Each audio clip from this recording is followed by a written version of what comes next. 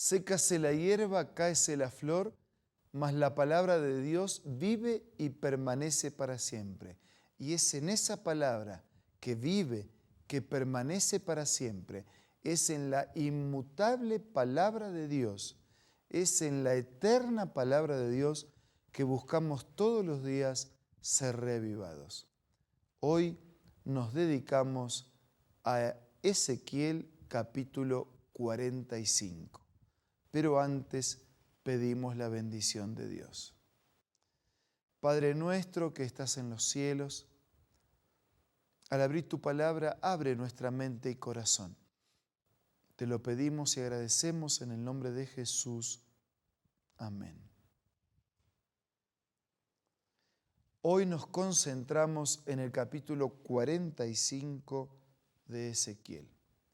Este es un capítulo donde existe una división de tierras.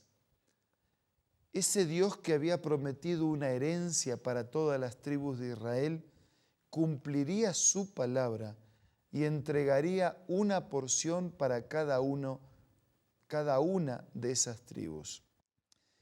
El capítulo 45 comienza de esta manera: cuando por sorteo se repartan la tierra como herencia, estaba la totalidad de la tierra, pero por sorteo se iban a repartir las regiones, deberán reservar una porción del terreno, la cual será consagrada al Señor.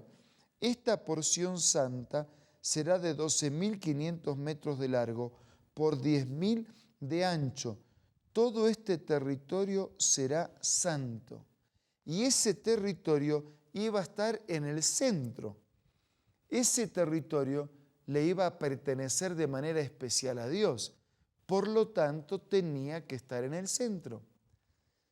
Cada vez que usted encare un proyecto para su vida, coloque a Dios en el centro. Hay otra lección que aprendemos ya en el inicio de este capítulo. Lo primero que se hace es la parte de Dios. Cuando nosotros dejamos a Dios para el final, nunca tenemos. Pero cuando lo primero es darle a Dios lo que es de Dios, entonces alcanza y sobra para nosotros. El versículo 2 dice: de allí se adjudicará para el santuario un terreno cuadrado de 250 metros por lado. Es que en el centro del centro iba a estar el santuario, un cuadrado perfecto, como símbolo de la perfección de Dios que habita en su santuario. Además, alrededor de este terreno se reservará un espacio libre de 25 metros de ancho. En esta sección reservada apartarás una parcela de 12.500 metros de largo por 5.000 de ancho, donde estará el santuario, el lugar santísimo. Dios siempre primero, para Dios siempre lo mejor, para Dios siempre el centro. No importa qué proyecto emprendamos en nuestra vida, Dios lo primero, para Dios lo mejor, para Dios siempre el centro. Y así continúa el relato, ¿no? Será la porción, versículo 4, santa de la tierra para los sacerdotes que sirven en el santuario, que se acercan para servir. Allí construirán sus casas y también el santuario del Señor. Además, los levitas, que son los que sirven en el templo, tendrán su lugar para construir sus casas. Y como territorio para la ciudad se asignará junto a la sección reservada para el santuario un espacio de 2.500 metros de ancho por 12.500 de largo, y eso pertenecerá a todo el pueblo de Israel. Primero lo de Dios, después lo que es común a todos. Versículo 7. Al príncipe se le asignará una porción de tierra a ambos lados. Lo de Dios, los que cuidan del templo, los sacerdotes y los levitas, lo que es común a todos, un espacio para el príncipe. Versículo 9. Así dice el Señor omnipotente: basta ya, príncipes de Israel, abandonen la violencia, la explotación, practiquen el derecho y la justicia, dejen de extorsionar a mi pueblo, la afirma el Señor, usen balanzas justas, pesas y medidas exactas. Todo ese orden, todo ese plano tenía también el objetivo de enseñarle a esos príncipes que en el pasado habían explotado, se habían abusado, a que sean justos, a que usen balanzas y pesas exactas. Dios es un Dios de orden, de perfección. No hay blanco menor que eso que Él desafía a sus hijos. El versículo 13 dice, llevarán ofrendas. Hay una ofrenda especial que presentarán por cada homer de trigo, la sexta parte de una efa, la medida de un aceite. El versículo 15 habla de las ovejas. El versículo 16 dice, todo el pueblo estará obligado a contribuir para esta ofrenda especial del príncipe de Israel. Todos participan de esa ofrenda especial para el príncipe de Israel. Pero en las fiestas, en las lunas nuevas y en los sábados establecidos en el mandamiento, y en todas las fiestas señaladas en el pueblo de Israel, al príncipe le corresponderá proveer los holocaustos, las ofrendas de cereales, las libaciones. Así como el príncipe sería beneficiado por ser príncipe, pero tenía que ejercer su derecho y administrar con justicia, también tenía deberes que cumplir. A veces piensan los que tienen una situación privilegiada que solo tienen derechos. Los tienen, pero sobre todo también tienen deberes. Aparecen las ofrendas, y las ofrendas son de dos tipos diferentes. Una, ofrendas de gratitud, una manera de acercarnos a Dios con una ofrenda para decir gracias, gracias Señor por la vida, gracias por la salud, gracias por la familia, gracias por la cosecha, gracias por el trabajo, gracias. Y la otra ofrenda era por el pecado. Era la ofrenda que simbolizaba al Cordero de Dios que quitaría el pecado del mundo. Versículo 18, así dice el Señor omnipotente, el día primero del mes primero tomarás un ternero sin defecto, lo ofrecerás como sacrificio para purificar de pecado el templo. La purificación del templo y después los sacrificios personales para la purificación de las personas, de cada creyente. El día 14 del mes primero deberás celebrar la fiesta de la Pascua. Durante 7 días comerás pan sin levadura. Ese día el príncipe deberá ofrecer un ternero como sacrificio por su pecado y por todo el pueblo. Y la Pascua no era otra cosa que la celebración de la liberación de Egipto, de la liberación de la esclavitud, de la sangre rociada y derramada en las casas para hacer una señal de aceptación de la sangre del Cordero. Y después esa Pascua en el Nuevo Testamento sería celebrada a través de la Santa Cena o la Cena del Señor o la Cena de la Comunión, donde recordamos que con la muerte de Jesús somos librados de nuestros pecados y celebramos la liberación de la esclavitud del Egipto del pecado.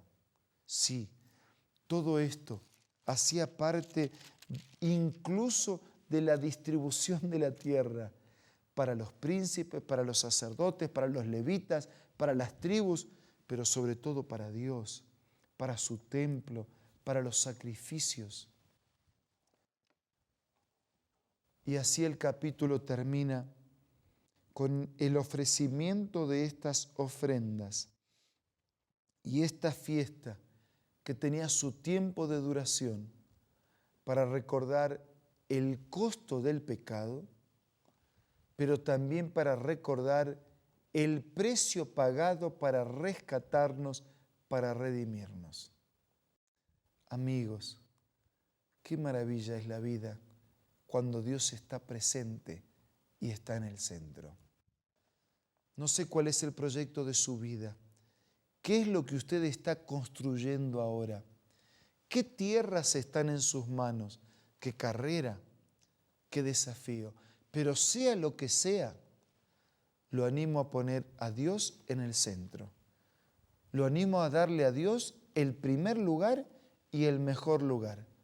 Lo animo a mirar hacia Dios como aquel que no solo lo creó y es soberano del universo y también de la vida, sino como aquel que a través de su sacrificio abre para nosotros los portales de la eternidad.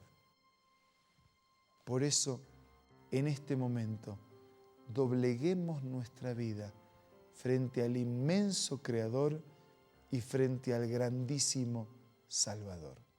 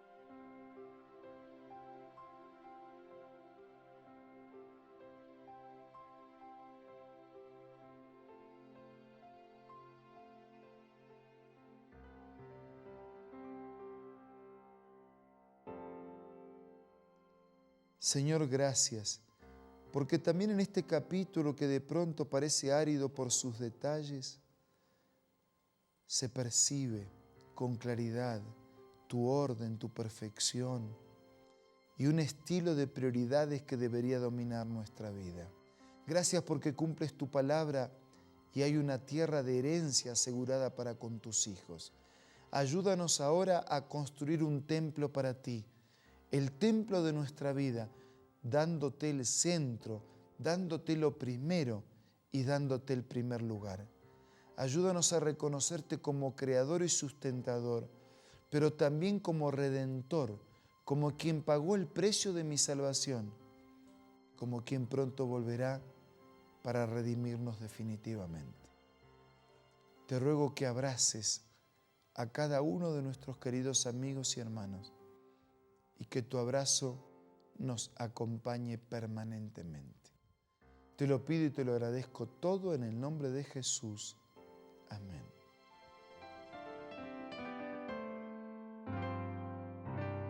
La Biblia, la palabra de Dios, es una carta donde nuestro Creador expresa su amor hacia la humanidad. Es una recopilación de textos que en un principio eran documentos separados, escritos por varias personas, todas ellas inspiradas por Dios. Primero en hebreo, arameo y griego durante un periodo muy dilatado y después reunidos para formar la Biblia cristiana. Está dividida en dos grandes secciones, el Antiguo Testamento con 39 libros y el Nuevo Testamento con 27. En la Biblia se desarrolla la historia de la salvación de Dios al hombre. En toda ella hay una línea conectora que une todo, Jesucristo. Es el personaje principal de la Biblia y el cual trae la revelación definitiva de Dios. Es considerada también el manual de nuestro fabricante. Es vital tener este ejemplar en casa y descubrir su valioso mensaje. Busca también en tu App Store o Play Store y encontrarás varias opciones. No olvides descargar también el aplicativo Reavivados por su palabra y sigue la secuencia de su lectura. La Biblia es la palabra de Dios. Amigos, muchas gracias por acompañarnos. Los espero mañana para seguir juntos siendo reavivados por su palabra.